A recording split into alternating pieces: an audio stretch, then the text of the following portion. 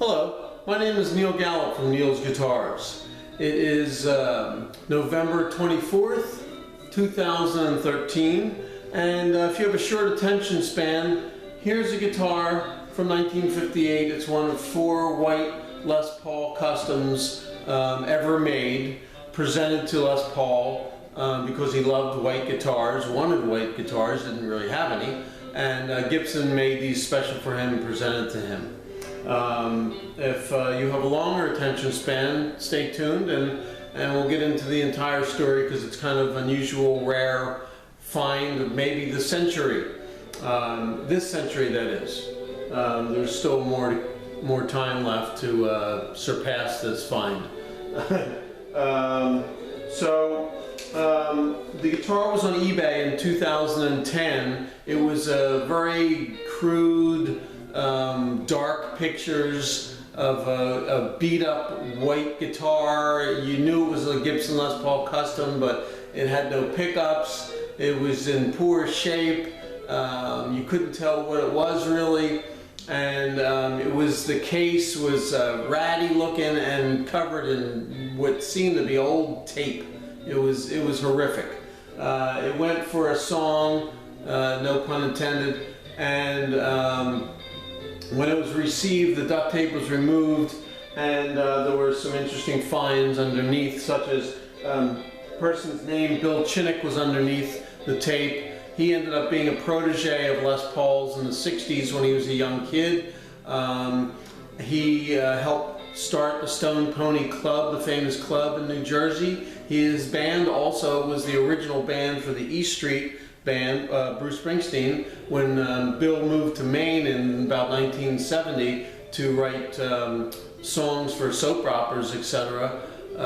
He first sold this guitar to Richie Friedman of We Buy Guitars, and so they were friends, and Richie then in turn knew what the guitar was but decided just to sell it. It was nothing that he needed to keep.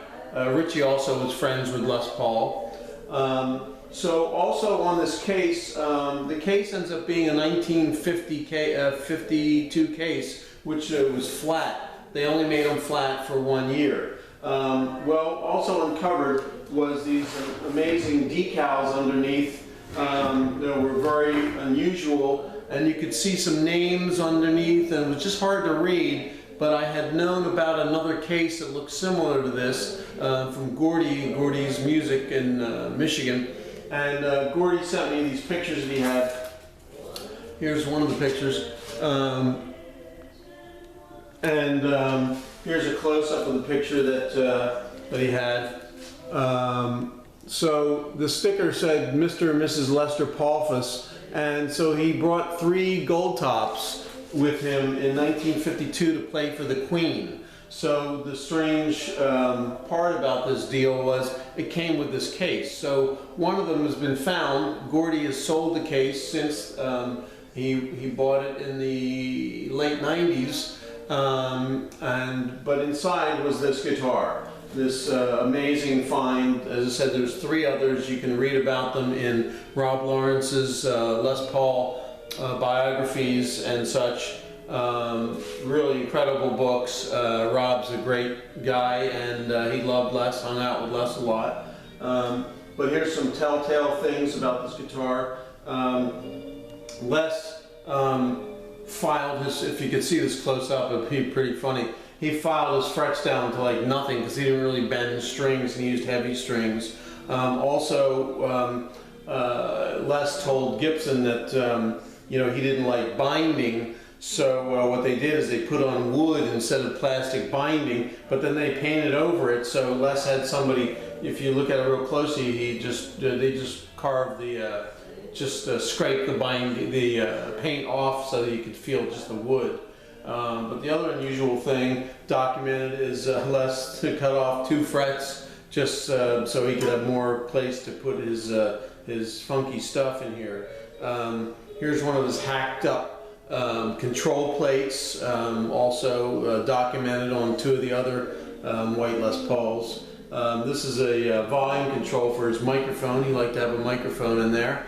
And on the back is his, these were factory plates here. You can tell because they're professionally done. Inside is just easy access to all his insanity in there.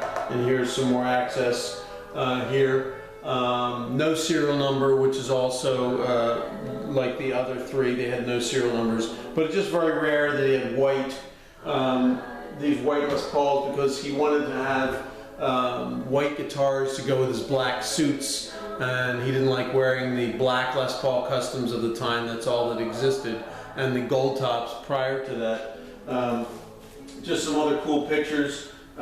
Here's just Les, hanging out, playing with one of the other white ones. You can see some of the same details on there. The hacked up pick guard with all the controls on it, etc. And then here's a very similar one, which is possibly mine. It's the, if you see Mary Ford playing one of the other white ones, it's hard to see here, but if you look real close, you could see she had the same type of pickups that are on there now. And there was a stop tailpiece, because some of the other unusual stuff is you could see that Gibson had plugged these holes before they painted it, because you could see the protruding plugs through the finish over time. Les had filed down severely an original 50s bridge and one of his crazy tailpieces, because he used to have his Les Pulverizer on there. So just a great story. Just wanted to share it. The guitar is not for sale. Just a great find in the garage kind of story. Pass on your friends. It's just fun to see stuff like this instead of just sitting in a closet and gaining just more dust and more dirt. You can experience this also. It's a shame a lot of people find things like this and they never bring them out to show anybody. So that's about it. And also there was another one of the similar guitars on this magazine. This whatever you want to call them, vintage something or other, inside joke.